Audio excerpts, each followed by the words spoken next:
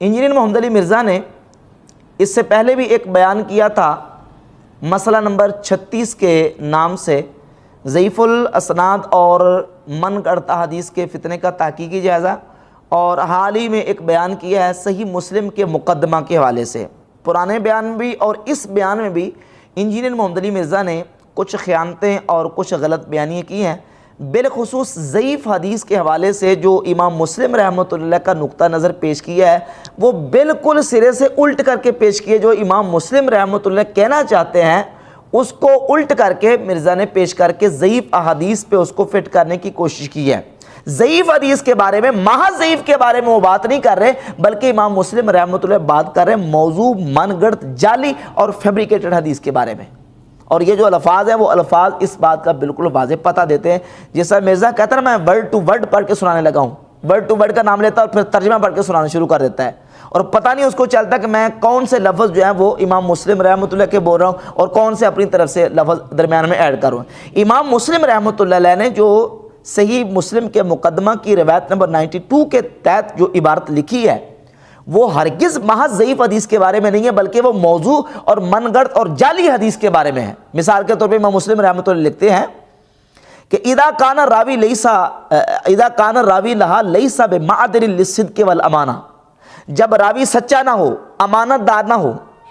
یعنی جھوٹا ہو، حدیث بیان کرنے میں جھوٹ بولتا ہو، خیانت کرتا ہو، ثم اقدم علی الروایت عنہ من قد عرفہ ولم یبین ما فیہ لغیرہ،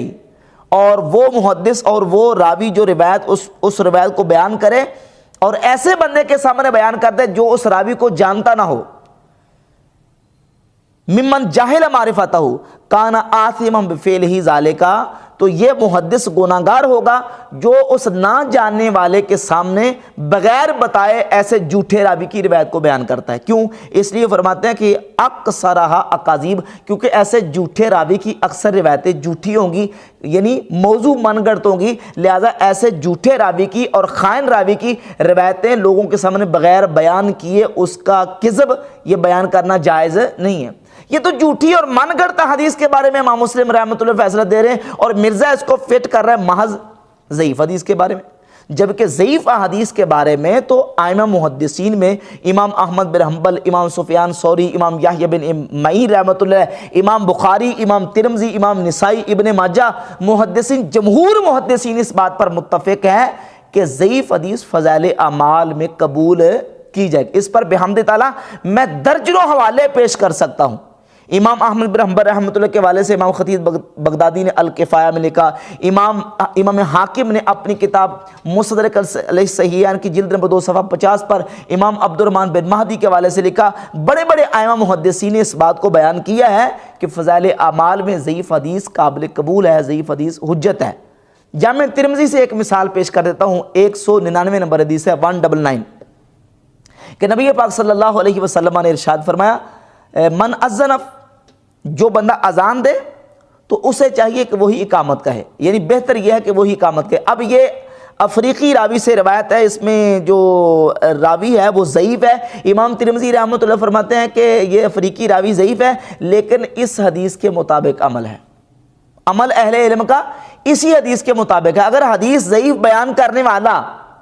عالم کی بجائے جاہل کہلانے کے حقدار ہے تو نعوذ باللہ امام بخاری پر کیا فتویٰ لگے گا، امام ترمذی پر کیا فتویٰ لگے گا،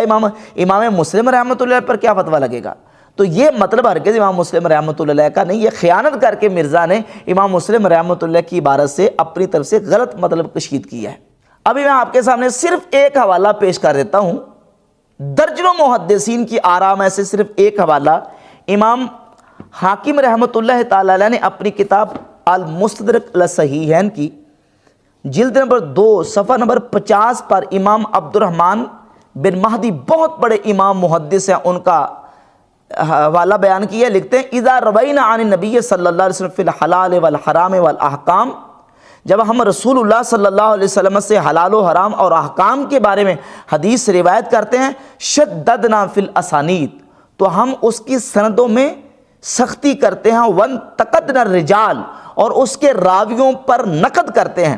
وَإِذَا رَوَيْنَا فِي فَضَائِلِ الْأَعْمَالِ وَالثَّوَابِ وَالْعِقَابِ وَالْمُبَاحَاتِ وَالدَّعَوَاتِ، اور جب ہم رسول اللہ صلی اللہ علیہ وسلم سے فضائل اعمال میں کسی چیز کے ثواب کے بارے میں، عقاب کے بارے میں، مباحات اور دعاؤں کے بارے میں حدیث بیان کرتے ہیں، تساہلنا فی الاسانید، تو ہم اس کی سندوں میں سہولت اور آسانی سے کام لیتے ہیں۔ اس طرح کے درجنوں حوالے محدثین کی کتابوں میں، جمہور محدثین کا موقف یہ ہے کہ فضائل اعمال میں ترغیب و ترہیب میں، زہد و اخلاق میں، قصص میں، رقاق میں، فضائل میں احادیث ضعیفہ بھی قابل قبول ہیں اور اس پر عمل کرنا مستحب